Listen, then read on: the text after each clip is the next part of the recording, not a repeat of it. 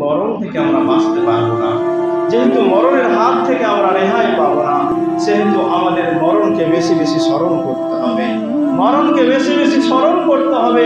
নচেৎ আমরা পরকালে যদি আমরা মরণকে স্মরণ না করি, মরণের পরবর্তী জীবনের জন্য যদি প্রস্তুতি গ্রহণ না করি, তাহলে আমরা হতভাগা, আমাদের মতো হতভাগা আর কেউ হতে পারে না। ওই ব্যক্তির চেয়ে হতভাগা আর কেউ হতে পারে যেই ব্যক্তি কাল পর্যন্ত তার অর্ধাঙ্গিনী, তার সহধর্মিনী, তার প্রিয় স্ত্রীর সাথে কত আনন্দ উল্লাস করেছিল, ওই ব্যক্তি তার স্ত্রীর সাথে কত মজা করেছে, এনজয় করেছিল, কিন্তু আজ তার স্ত্রী দুনিয়া থেকে বিদায় নিয়ে চলে গেছে, অথচ ওই স্বামী মরণকে স্মরণ করে না। এই স্বামীর চেয়ে হতভাগা দুনিয়াতে আর কে হতে পারে? ওই ব্যক্তির চেয়ে হতভাগা আর কে হতে পারে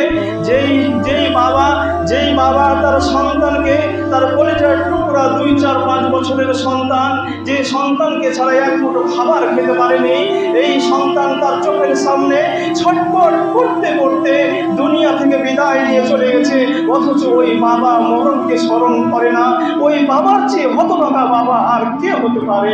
ওই সন্তানের চেয়ে হতভাগা সন্তান আর কে হতে পারে? যে সন্তান তার নিজের মাকে, যে সন্তান তার নিজের বাবাকে কাঁধে করে নিয়ে, হাটে করে কাঁধে করে নিয়ে কবরস্থান পর্যন্ত পৌঁছায় এবং সেখানে গিয়ে কবরে শায়িত করে, অথচ ওই সন্তান স্বচক্ষে এত কিছু দেখার পরেও সেই সন্তান মরণকে স্মরণ করে না, তাহলে ওই সন্তানের চেয়ে হতভাগা আর কে হতে পারে? প্রিয় মুসলমান, আমরা এমন কোন মানুষ আছি যার কেউ মরেনি? সকলেরই, আমরা প্রত্যেক মানুষই রয়েছি যার কেউ না কেউ মরেছে। আমাদের চোখের সামনে কত মানুষ ছটফট করতে করতে দুনিয়া থেকে বিদায় নিয়ে চলে যাচ্ছে। আমাদের আত্মীয় স্বজন, মা বাবা, ভাই বোন, পাড়া প্রতিবেশী আমাদের চোখের সামনে থেকে বিদায় নিয়ে চলে যাচ্ছে, অথচ আমরা মরণকে কেউ স্মরণ করি না।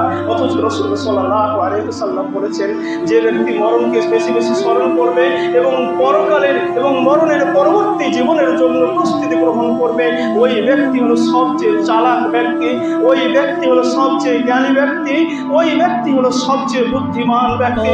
রাসূলুল্লাহ সাল্লাল্লাহু আলাইহি ওয়াসাল্লাম বলেছেন, হাদিসটি সুনান ইবনে মাজায় রয়েছে, হাদিস নম্বর 4259।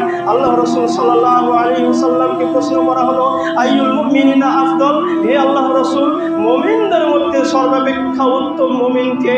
আল্লাহ রাসূল বললেন, আহসানুহুম খুলুকা, যে ব্যক্তি, ওই মুমিন হলো সবচেয়ে উত্তম মুমিন যেই মুমিনের আখলাক, ব্যবহার, চরিত্র, ভাষা ভালো, ব্যবহার, আখলাক, চাল চলন, এগুলো যার যত বেশি উত্তম হবে, সেই ব্যক্তি হলো আল্লাহ সুবহানাহু ওয়া তাআলার নিকটে সবচেয়ে উত্তম মুমিন।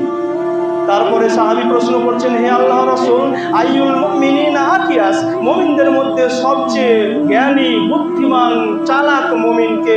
রাসূলুল্লাহ সাল্লাল্লাহু আলাইহি ওয়াসাল্লাম বললেন, যে ব্যক্তি মরণের কথা বেশি বেশি স্মরণ করে, যে ব্যক্তি মরণের কথা বেশি বেশি স্মরণ করে এবং মরণের যে পরবর্তী জীবনের জন্য উত্তম রূপে প্রস্তুতি গ্রহণ করে, ওই ব্যক্তি হলো চালাক, বুদ্ধিমান, জ্ঞানী মুমিন বা জ্ঞানী ব্যক্তি।